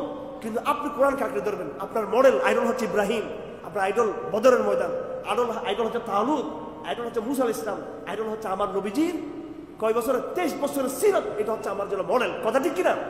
আমার নবীজির সিরাত ছাড়া কোনো নকল বদল দরকার নেই। একটু আস্তে ধীরে হোক, আল্লাহ পাক ইসলামকে বিজয় করুক, আমরা এটা চাই। আপনারা সবাই মসজিদ কেন্দ্রিক মেহনত শুরু করুন, কোরআন কেন্দ্রিক মেহনত শুরু করুন। আবু ওলামায়ে কেরামদের মধ্যে যারা মুখলেস মুত্তাকি আছেন, দায়ী মুজাহিদ আছেন, আপনার তাদের নেতৃত্বে আপনারা সমগ্র বাংলাদেশে আপনারা এভাবে দ্বীনের মেহনত আপনারা চালু করুন। আল্লাহ পাক বলছেন ওয়াইজ বাওয়ানা লিইব্রাহিম মাকাল বাইত, আমি কাবা শরীফকে ইব্রাহিমের জন্য ঠিকানা বানাই দিলাম। কাবা শরীফকে, বাইতুল্লাহকে, কি জন্য? আল্লাহ তুশরিক বি শাইআ, 1 নম্বরে তুমি কোনো শিরিক করতে না এখানে। 2 নম্বর ওয়াতাহির বাইতি লিত-তায়িফিন ওয়াল আকিফিন ওয়ার রুকাই সুজুদ, এই কাবা শরীফের আঙ্গিনাকে পবিত্র রাখবা। কিছু লোক এখানে তওয়াফ করতে আসবে, কিছু লোক এখানে ইতিকাফ থাকবে, কিছু লোক এখানে কি করবে? নামাজ কায়েম করবে। তারপরে ওয়াজ্জিন ফিন নাস বিল হাজ্জি, একবারে শেষে গিয়ে বলতেছে তুমি এই কাবা শরীফের পাথরের উপর দাঁড়িয়ে, আপনারা জানেন কাবা শরীফের সামনে একটা পাথর আছে মকাম ইব্রাহিম, এখানে ইব্রাহিম আমার পায়ের দাগ কিন্তু এখন রয়ে গেছে।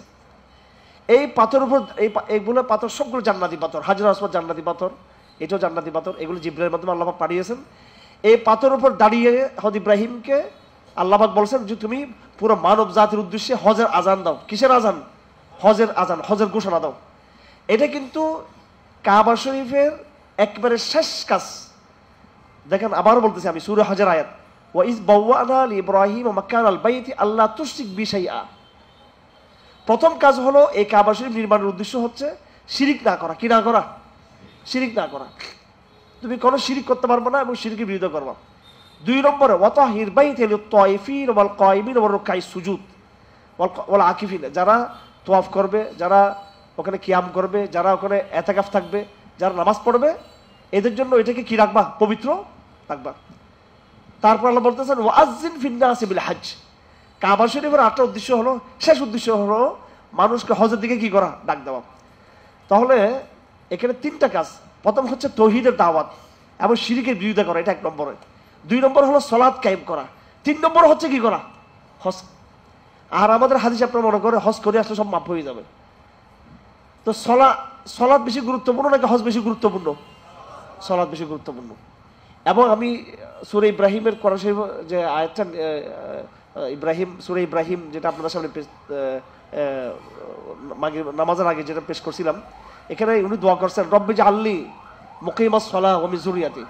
হে আল্লাহ, আপনি আমাকে নামাজ কায়েম করানোওয়ালা বানান, ওয়া মিন যুররিয়াতি, এবং আমার বংশধর ইসমাইল, ইসহাক, তাদের সন্তান কিয়ামত পর্যন্ত যারা আসবে প্রত্যেকে নামাজ কায়েম করানোওয়ালা বানান। তো যারা আমরা হজ করতে পারি না, অনেকে আমাদের মধ্যে আফসোস আছে কিনা? জিস, আমি এই আরফার ময়দান আমি দাঁড়াইতে পারলাম না। হ্যাঁ, আরফার ময়দান ওকুফ করা এটা হজের 3টা ফরজের মধ্যে সবচেয়ে বড় ফরজ হচ্ছে এই আরফার ময়দান ইয়ে করা। আমি আরফার ময়দানে যেতে পারলাম না। আমি কাবা শরীফ কি করতে পারলাম না? তওয়াফ করতে পারলাম না।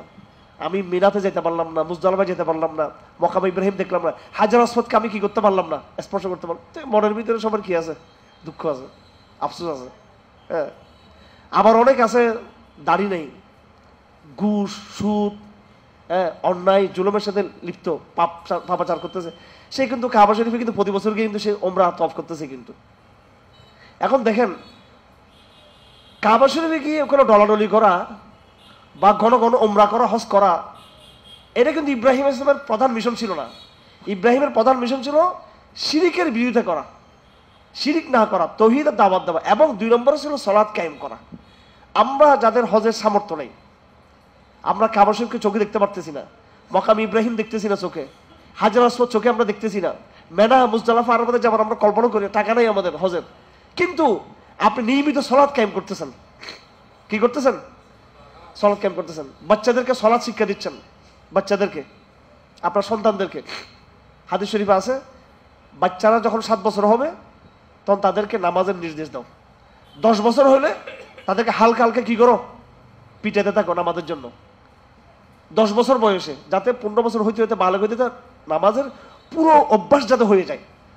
তো সালাত কায়েম, আপনি মক্কা মদিনা যেতে পারেন নাই, কিন্তু আপনি নিয়মিত সালাত কায়েম করতেছেন। কি করতেছেন? সালাত কায়েম করতেছেন। ইনশাআল্লাহ আজিজ, কাল কিয়ামতের দিন ওই যারা হজ করছিল সৌদি আরবে গিয়ে, মক্কা মদিনা গিয়ে, তাদের চেয়ে বেশি আপনার মর্যাদা বেশি হবে ইনশাআল্লাহ আজিজ। কারণ তারা হজ করছে কিন্তু নামাজের মধ্যে তারা কি গাফলতি ছিল। এই জন্য এটা আপনি এখানে দাঁড়িয়েছেন নামাজে, কাবা শরীফ কিসের দিকে? হ্যাঁ, তোর কাবা তো আপনার সামনে আছে, কাবা শরীফ নাকি নাই? আল্লাহ, এটা 5000 মাইল 6000 মাইল আল্লাহর কাছে কোনো গুরুত্ব আছে এটার? আপনি 5000 মাইল মনে করতেছেন কেন? আপনি মনে করেন কাবা শরীফ আমার চোখের সামনে আছে, এটা মনে করতে হবে, ঠিক কিনা? রাসূলুল্লাহর কবর কত দূরে, আমাদের বাঙালিরা দাঁড়িয়ে নাই, বেপরদা মেয়েরা দেখি যে ওখানে গিয়ে কি রাসূলুল্লাহ মুহাম্মদ ইয়ে করতেছে ওখানে গিয়ে, আমরা দেখি এগুলো দূর থেকে, মুখে দাঁড়িয়েও নাই, নামাজও ঠিক মতো বড় না। হ্যাঁ, এখন আপনি তো যাইতে পারতেছেন না ওখানে 5000 6000 মাইল দূরে, কিন্তু আপনি নামাজের মধ্যে আসসালামু আলাইকা আইয়ুহান নাবিয়্যু ওয়া রাহমাতুল্লাহি ওয়া বারাকাতুহু, হ্যাঁ, আল্লাহুম্মা সাল্লি আলা মুহাম্মদ, আপনি মনে করবেন যে আমি রাসূলকে পড়তেছি, এটা দেখ রাসূল এটাই আমার এখানে একদম কাছে আছে, এটা মনে করতে পারেন কিনা? যখন দরুদ শরীফ পড়বেন আপনি মনে করবেন আপনি রাসূলের সামনে কবরের সামনে দাঁড়িয়ে আছেন, ঠিক কিনা? আপনি যখন দরুদ শরীফ পড়বেন তখন মনে করবেন রাসূলুল্লাহ আমার দরুদ শরীফ শুনতেছেন, পারবে? হ্যাঁ, আপনার মধ্যে ফিলিংস থাকবে। তো আপনি বাংলাদেশে 6000 মাইল দূরে থেকেও ওই ব্যক্তি যে মদিনা থেকে দরুদ পড়তেছে তার চেয়ে বেশি রাসূল আপনার সালামটা বেশি গ্রহণ করবে, কারণ আপনি গরিব, আপনি মুখলেস। আল্লাহ রসুল, আল্লাহর কাছে, আল্লাহ রসুলের কাছে 1000 মাইলের দূরত্ব, এটা কোনো কি নেই, হ্যাঁ, একবার কাবা শরীফের সাথে যারা লেগে আছে, আর যে ব্যক্তি কাবা শরীফ থেকে 6,000-7,000 দূরে বাংলাদেশে আছে, আল্লাহর কাছে এটা কোনো পার্থক্য নেই। এটা যদি আপনার মধ্যে এখলাস থাকে, কি থাকে। এই জন্য আমরা যখন মসজিদে আসবো মনে করবো যে আমরা কাবা শরীফে আসছি। কোথায় আসছি আমরা? হেরাম শরীফে আসছি। আমরা যখন দরুদ শরীফ পড়বো মনে করবো যে আমরা রাসূলের কবরের পাশে গিয়ে দরুদ শরীফ পড়তেছি, রাসূল আমারটা ডাইরেক্ট শুনতেছেন, ঠিক কিনা? এটা আপনার মনের ব্যাপার। এটা কিসের ব্যাপার? এটা মনের ব্যাপার। এটা আমি মনের দিক থেকে রাসূলকে কাছে টানতে হবে, মন দিয়ে কাবাকে কাছে টানতে হবে, কথা ঠিক কিনা? আপনাদের জীবনকে পরিবর্তন করুন এইভাবে। আপনার যখনই মসজিদে আসবেন আপনি মনে করবেন আমি হেরাম শরীফে যাচ্ছেন, আপনি মক্কাতে ঢুকছেন, এখন মদিনাতে ঢুকছেন। কারণ প্রত্যেকটা মসজিদের কিবলা কোন দিকে? এবং কিয়ামতের দিন সবগুলো মসজিদ একসাথে কি হয়ে যাবে? এগুলো ধ্বংস হবে না, এগুলো সবগুলো কাবার সাথে এগুলো যুক্ত হবে এগুলো। এই জন্য হজের চেয়েও বহু গুণ বেশি গুরুত্বপূর্ণ ইবাদত হচ্ছে কোনটা? সালাত। যে ব্যক্তি নিয়মিত সালাত কায়েম করে সেই ব্যক্তি রাসূলের সুপারিশ পাবে। সারা বছরে একবার হজ করে আপনি মনে করছেন জান্নাতের সার্টিফিকেট কিনে ফেলছেন আপনি। হ্যাঁ, আপনি ওখান থেকে আসার পরে মিথ্যা কথা বলতেছেন, আপনি নামাজের মধ্যে গাফলতি করতেছেন, আপনি ব্যবসার মধ্যে ভেজাল করতেছেন, হ্যাঁ, আপনি মানুষের সাথে ওয়াদা ভঙ্গ করতেছেন, আপনি মোবাইলের মধ্যে আপনি ছবি দেখতেছেন, আপনি ফুজুল আড্ডা মধ্যে আপনি গল্প নষ্ট করতেছেন। তো একটা হজ, জীবনে একটা হজ, এতগুলো পাপের মধ্যে দিয়ে এই হজটা কি টিকে থাকবে? এই জন্য সালাত হচ্ছে আসল। কাবা শরীফ, হেরাম শরীফ, রাসূলুল্লাহর সাথে সম্পর্ক করার, আল্লাহর সাথে সরাসরি ডাইরেক্ট সম্পর্ক হচ্ছে সালাত। হ্যাঁ, সরাসরি সালাতকে বলা মুসলমানদের মেরাজের মতো বলা হয় এটাকে। এই জন্য এটাকে আমরা গুরুত্ব দেওয়ার চেষ্টা করব। আমি এই সালাতের গুরুত্বটা বুঝতে চাচ্ছিলাম। আরেকটা যেটা, সেটা হলো মূল কথা। আমরা যতই হজ করি, আমরা যদি শিরিকের বিরুদ্ধে যদি আমরা কথা না বলি, আমাদের নামাজ হজের কোনো কিনা দাম নাই। হার জমানায় এক জমানায় শিরিক এক এক রকম ছিল। ফেরাউনের জমানায় শিরিক ছিল রাজনৈতিক শিরিক, সেটা ছিল ফেরাউন বাদশা নিজেকে বলছে খোদা দাবি করছে। নূহ আলাইহিস সালামের জমানায় এবং হযরত সালেহ এবং হযরত হুদ আলাইহিস সালামের জমানায় ছিল বড় বড় মূর্তির, ওইটা শিরিক ছিল।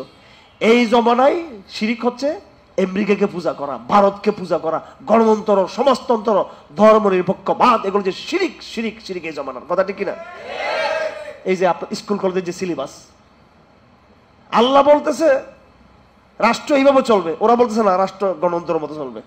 আল্লাহ বলতেছে অর্থনীতি যাকাতের মাধ্যমে হবে, ওরা বলতেছে না অর্থনীতি সুদের মাধ্যমে হবে। আল্লাহ বলতেছেন সংস্কৃতি হবে নামাজের মধ্যে, ওরা বলতে সংস্কৃতি গানের মাধ্যমে হবে। আমাদের সিলেবাসের, স্কুল কলেজ সিলেবাসের প্রত্যেকটা পাতায় পৃষ্ঠে শিরিক আর শিরিক, কথা ঠিক কিনা?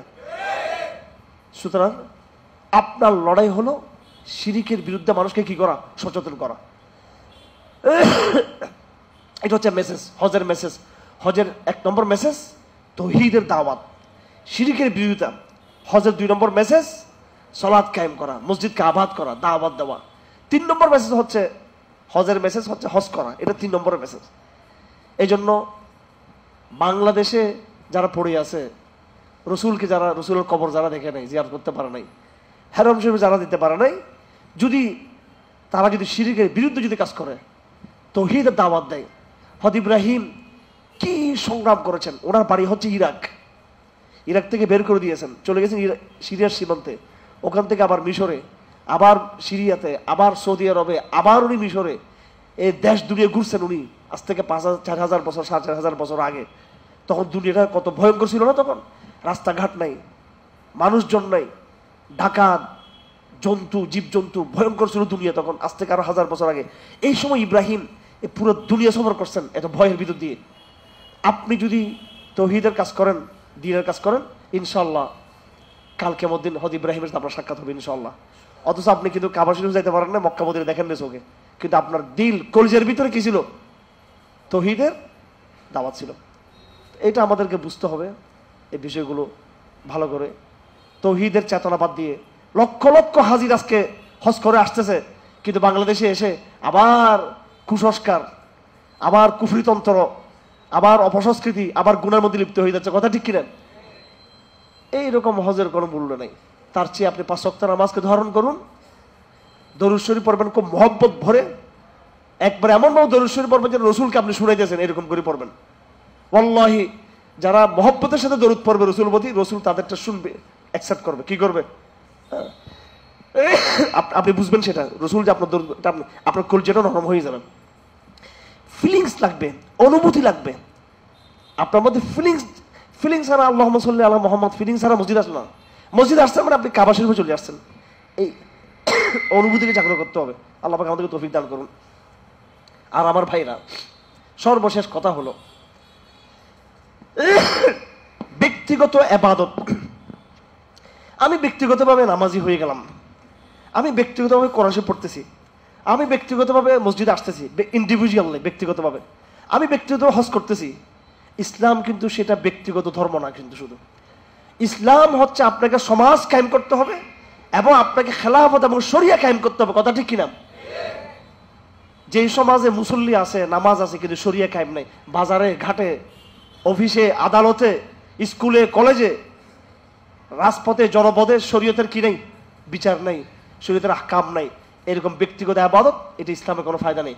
ইসলাম হলো এটা যেমন ব্যক্তিগত ইবাদত, সাথে সাথে এটা রাজনৈতিক কর্মসূচি। ইসলামটাকে আপনাকে নামাজ শুধু একা পড়লে হবে না।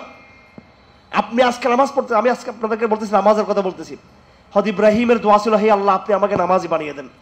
আল্লাহ রসুল বলছেন আমাকে নামাজ হচ্ছে আমার চক্ষু শীতলকারী।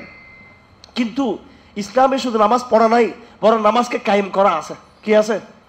হ্যাঁ, এই সূরা হজের মধ্যে আল্লাহ বলতেছেন, আউযু বিল্লাহি মিনাশ শাইতানির রাজিম, আল্লাযীনা ইম্মাক্কান্নাহুম ফিল আরদ, আমি যাদেরকে দুনিয়াতে ক্ষমতা দিব। কি দিব?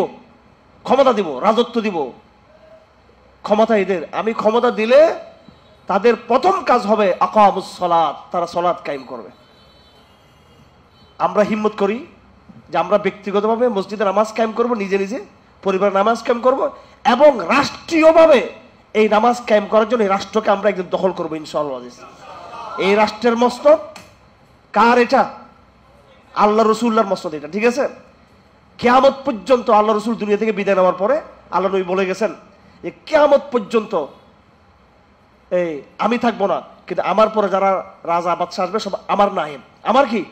এই মসনদে, ক্ষমতার মসনদে রসুলুল্লাহর নায়েব ছাড়া কারো বসার অধিকার আছে? গণতন্ত্র, সমাজতন্ত্র, এই রাষ্ট্রের মসনদে কে বসবে? রসুলের নায়েবরা বসবে। তারা খেলাফত, খলিফা, তারা রসুলের খলিফা হবে, তারা আল্লাহর পক্ষ থেকে তারা খলিফা হবে। তো নামাজ এটা শুধু ব্যক্তিগত ইবাদত না, নামাজ এটা রাজনৈতিক কর্মসূচি। কি কর্মসূচি এটা? তা আল্লাহ পাক বলছেন, আমি তোমাদেরকে রাজনৈতিক ক্ষমতা দিলে, আমি তাহাদেরকে রাজনৈতিক ক্ষমতা দিলে তাহারা কি করিবে? সালাত কায়েম করবে। 2 নম্বর, ওয়া আতাউজ যাকাত, তারা যাকাত কায়েম করবে। কি করবে? আপনি এখন ব্যক্তিগতভাবে যাকাত দিচ্ছেন, ব্যক্তিগত না, যাকাত এটা ব্যক্তিগত কাজ না, যাকাত এটা রাজনৈতিক কর্মসূচি। আপনি ব্যক্তিগত যখন যাকাত দিচ্ছেন, একটা সময়ে আপনাকে রাষ্ট্রীয়ভাবে যাকাত আদায় করতে হবে। এলাকার মধ্যে আপনি সবার থেকে যাকাত আদায় করবেন, যাকাত দিতে বাধ্য থাকবে। যে যাকাত দিবে না, সে দিবে না, সে গ্রেফতার হয়ে যাবে। কি হয়ে যাবে? ব্যবসায়ী গ্রেফতার হয়ে যাবে, যাকাত দেয় নাই। 2 নম্বর। 3 নম্বরে, ওয়া আমারু বিল মারুফ, রাষ্ট্র ক্ষমতায় পেলে 3 নম্বর কাজ করবে, তারা সৎ কাজের আদেশ দিবে, সৎ কাজকে তারা প্রতিষ্ঠা করবে, সব রকমের ইসলামের যে বিধান সেগুলো প্রতিষ্ঠা করবে। 4 নম্বর কাজ হলো ওয়া নাহু আনিল মুনকার, যত রকমের পাপাচার, সুদ, ঘুষ, জেনা, সমকামিতা, মদ, জুয়া, এগুলোকে তারা কি করে? নির্মূল করবে। এগুলো কোরআন শরীফের কথা। সুতরাং নামাজ যেমন ব্যক্তিগত ইবাদত, ঠিক রাষ্ট্রীয় ক্ষমতায় গিয়ে রাজনৈতিক ইসলামের দাপট প্রতিষ্ঠা করে ইসলাম বিজয় সাধন করা, এটাও কিন্তু ইসলামের কিন্তু কি দাবি। ইসলাম হচ্ছে কমপ্লিট প্যাকেজ। আপনি শুধু ক্ষমতায় আছেন, শুধু খালি ক্ষমতা নিয়ে চিন্তা করতেছেন, কিন্তু নামাজের গুরুত্ব নাই, কোরআনের গুরুত্ব নাই, তবলিগের কাজ, দাওয়াতের কাজ নাই, আপনার মধ্যে আকীদার মেহনত নাই। এটা কিন্তু ইসলাম চায় না। কিন্তু আবার আপনি দাওয়াত করেন, তবলিগ করেন, জিহাদের কথা বলেন, আকীদার মেহনত করেন, নামাজ পড়েন, কিন্তু আপনি ক্ষমতার মধ্যে ধারে কাছে নাই। এটাও ইসলাম চায় না। ইসলাম হচ্ছে কমপ্লিট প্যাকেজ। কমপ্লিট কি প্যাকেজ? আমাদের নবীজি সাল্লাল্লাহু আলাইহি সাল্লাম রাতের বেলা তাহাজ্জুদ পড়তেন, আবার মসজিদ নবীতে এসে ফজর পরে, জোহর পরে সে উনি কি করতেন? শাসন কায়েম করতেন, বিচার পরিচালনা করতেন কিনা? আমাদের নবীজি নামাজের ইমাম ছিলেন। হ্যাঁ, ইনি নিজে নামাজি ছিলেন, আবার নামাজের ইমাম ছিলেন, আবার তিনি বিচারক ছিলেন, যুদ্ধের মধ্যে তিনি কমান্ডার ছিলেন। আবার বাজারে ঘাটে ঘুরে ঘুরে মানুষের অর্থনীতি, কারা কষ্ট করতেছে, কারা হালাল রিজিক করতেছে, রাসূলুল্লাহ আবার অর্থনৈতিক সমাধানকারী হয়েছিলেন তিনি। কথা ঠিক কিনা? অর্থ মন্ত্রণালয়, বিচার মন্ত্রণালয়, ধর্ম মন্ত্রণালয়, সব কার পকেটের ভিতরে ছিল? রসুলের পকেটের ভিতরে। আমরা সেই নবীর উম্মত, কথা ঠিক কিনা? শুধু সালাত পড়বো তা না, বাজারের মধ্যেও যত অরাজকতা এটা আমাদের বন্ধ করতে হবে। এটা এইভাবে আমরা পরিপূর্ণ ইসলামের ভিতরে আমরা আসবো। শেষ একটা কথা বলতেছি, একজন ইহুদি একদিন চ্যালেঞ্জ করে বলতেছে, কোরআন শরীফে একটা আয়াত আছে, যদি এই আয়াত যদি আমরা ইহুদিদেরকে আল্লাহ পাক নাযিল করতো, তাহলে ওই আয়াত যেদিন নাযিল হয়েছে ওই দিন আমরা জাতীয় উৎসব পালন করতাম। হযরত ওমর বলতেছেন আয়াত কোনটা সেটা? তো ইহুদি বলতেছে সেই আয়াত হলো কোরআন শরীফে, আল ইয়াউমা আকমালতু লাকুম দীনাকুম ওয়া আতমামতু আলাইকুম নি'মাতি ওয়া রাদিতু লাকুমুল ইসলাম দীনা। আজকে আমি তোমাদের জন্য তোমাদের দ্বীনকে সম্পূর্ণ করলাম, আমাদের দ্বীনকে পরিপূর্ণ করলাম, দ্বীনকে বিজয়ী করলাম, আমার নিয়ামতকে পরিপূর্ণ করলাম, এবং তোমাদের জন্য আমি ইসলামকে দ্বীন হিসেবে আমি সন্তুষ্ট হয়ে গেলাম। চূড়ান্ত ঘোষণা। হযরত ওমর বলেন, হে ইহুদি, এই আয়াত কোথায় নাযিল হয়েছে, কোন জায়গায় নাযিল হয়েছে, কোন দিন কোন তারিখে নাযিল হয়েছে, এটা সব আমরা মুখস্থ, আমরা জানি। এই আয়াত নাযিল হয়েছে আরাফার ময়দানে, এবং জুমার দিনে আরাফার ময়দানে আয়াত নাযিল হয়েছে। সুবহানাল্লাহ। আরাফার দিন হচ্ছে জিলহজ মাসের 9 তারিখ। ওই দিনে হাজি সাহেবরা কোথায় থাকে? আরাফার ময়দানে থাকে, উকুফ আরাফা করে। জোহর থেকে নিয়ে এই সূর্য ডোবা পর্যন্ত দাঁড়ায় দাঁড়ায় ওখানে আল্লাহর ইবাদত করে, রাসূলুল্লাহ করতেন, ওকুফ করতেন দাঁড়িয়ে বসে। তো এই দিনকে বলা হয় ইয়াউমুল আকবার, বড়দিন বলা হয়। মুসলমানদের বড়দিন কোনটা? জিলহজ মাসের 9 তারিখ আরাফার দিন বড়দিন। খ্রিস্টানদের বড়দিন হচ্ছে কত? 25শে ডিসেম্বর। না, এটা ভুয়া। এটা আসলে ঈসা ইসলাম 25শে ডিসেম্বর জন্ম হয় নাই। ঈসা জন্ম হয়েছে এপ্রিল মাসে জন্ম হয়েছে। এটা ভুয়া। এটা ওদের বড়দিন ভুয়া, আর আমাদের বড়দিনটা কি আসল। কথা বুঝতেছেন না মনে হয়? আরাফাত দিন মানে কি? জিলহজ মাসের 9 তারিখ, এটা বড়দিন। এই দিন আল্লাহ পাক কোরআন শরীফে আয়াত নাযিল করছেন। এই আয়াতের মধ্যে আল্লাহ পাক কি বলতেছেন? যে আমি তোমাদের জন্য ইসলামকে কমপ্লিট করে দিয়েছি। সুতরাং আপনারা খণ্ডিত ইসলামকে চান নাকি পূর্ণাঙ্গ ইসলামকে চান? খণ্ডিত ইসলাম চাইলে শুধু আপনি ব্যক্তিগত ইবাদত করবেন, আর পূর্ণাঙ্গ ইসলাম চাইলে ওই ভারতবর্ষ আপনার দখলে নিয়ে আসতে হবে। কিন্তু পূর্ণাঙ্গ ইসলাম চাইলে কোরআনকে এতিমখানা আর মসজিদের মেহরাব থেকে বের করে সংসদ ভবনে, বিচারক আইনে, ব্যাংক, ব্যবসা বাণিজ্য সব জায়গায় কোরআনকে কি করতে হবে? প্রতিষ্ঠা করতে হবে। এই সংগ্রামের জন্য আপনার তৈরি আছেন তো সবাই? এর জন্য আপনাদেরকে সালাত ধরতে হবে, মসজিদমুখী হইতে হবে, এবং আল কোরআন দারাজ কায়েম করতে হবে। আপনার কাজ শুরু করবেন। আপনি বলবেন এত বড় কাজ কি সম্ভব? হ্যাঁ, আপনি শুরু করেন। আপনার সন্তানরা ইনশাআল্লাহ, হয়তো আপনি স্বপ্ন দেখতে পারেন নাই, আপনি কাজ সম্পূর্ণ করতে পারেন নাই, কিন্তু আপনার সন্তানরা এই দেশে ইসলামী খেলাফত কায়েম করবে ইনশাআল্লাহ। আর আপনি যদি শুরু যদি না করেন, তাহলে আপনার সন্তানরা তো মারা পড়বে এরকম শত্রুদের হাতে। এই জন্য আপনাকে আজকে শুরু হতে হবে। আমরা প্রতিজ্ঞা করবো আগামীকাল থেকে আমাদের কারো ফজর নামাজ যেন কাজা না হয়, ঠিক আছে? ফজর নামাজ হচ্ছে এই সময়ের যুদ্ধের প্রথম শুরু হচ্ছে ফজর নামাজ দিয়ে। আমাদের যুদ্ধ তো অনেক কিছু, মুদিরে গিয়ে ধরতে হবে না? তারপরে ওই যে নেতানিয়াহু ইসরায়েলের কি প্রধানমন্ত্রী, ওরও ধরতে হবে, ওর গলা টিপি ধরতে হবে না? ইহুদেরকে ধরবে কি নাকি ছাড়ি দিব আমরা ইহুদেরকে? এই মুশরিক যারা বাবরি মসজিদ ভেঙেছে, এই মুশরিকদের কালো হাত ভেঙে চুরমার করবো ইন্ডিয়া থেকে, হিন্দুস্তানে গিয়ে আমরা প্রত্যেকটা মসজিদকে আবার ওই মন্দিরগুলো ধূলিসাৎ করে দিয়ে আবার আল্লাহর জমিনে আবার আল্লাহর মসজিদ প্রতিষ্ঠা হবে। আবার এটা আমরা করবো, এটা আপনি করবেন, আমার সন্তান করবে, আপনার সন্তান করবে, আল্লাহর কসম করবে, ঠিক কিনা? এটা দায়িত্ব আপনার, আমার সন্তানদের দায়িত্ব। এটা বাইতুল মুকাদ্দাসকে ওদের থেকে মুক্ত করা, এটা দায়িত্ব আমাদের। এটা হচ্ছে আমাদের শেষ লড়াই। এই বড় লড়াই শুরু করতে হবে কি দিয়ে? নিজের নফসের সাথে, নিজের কিসের সাথে? কম্বলের সাথে লড়াই শুরু করতে হবে, মোবাইলের সাথে আগে লড়াই শুরু করতে হবে। আগে মোবাইলকে পরাজিত করতে হবে, আগে কম্বলকে পরাজিত করতে হবে, বিছনাকে পরাজিত করতে হবে, ঘুমকে পরাজিত করে ফজর নামাজকে যারা ধারণ করতে পারবে ইনশাআল্লাহ, আমি আশা করি যদি আপনারা একটা ফজরের নামাজ ওয়ালা যদি প্রজন্ম দিতে পারেন, ইনশাআল্লাহ এই প্রজন্ম একটা সময় গিয়ে বাইতুল মুকাদ্দাস বিজয় করতে পারবে তারা ইনশাআল্লাহ। ফজর নামাজ যার নাই, সে অন্য কোনো স্বপ্ন দেখে লাভ নাই। এটা প্যাকেজ, এটা কমপ্লিট প্যাকেজ। খালি ফেসবুকে স্বপ্ন দেখতেছেন বাইতুল মুকাদ্দাস যুদ্ধ স্বপ্ন দেখে, ইরান আর আমেরিকার যুদ্ধ স্বপ্ন দেখতেছেন খালি, আর নামাজের খবর নেই। এই যুদ্ধ আপনি আবার শুধু নামাজ পড়তেছেন কিন্তু ওই দিকের খবর নেই, সেটাও হবে না। টোটাল কাজ আপনাকে করতে হবে। এটাই কোরআন, এটাই রসুলের সিরত। আমাদের বুঝে আসছে আপনাদের? আল্লাহ আমাদের তৌফিক দান করুন।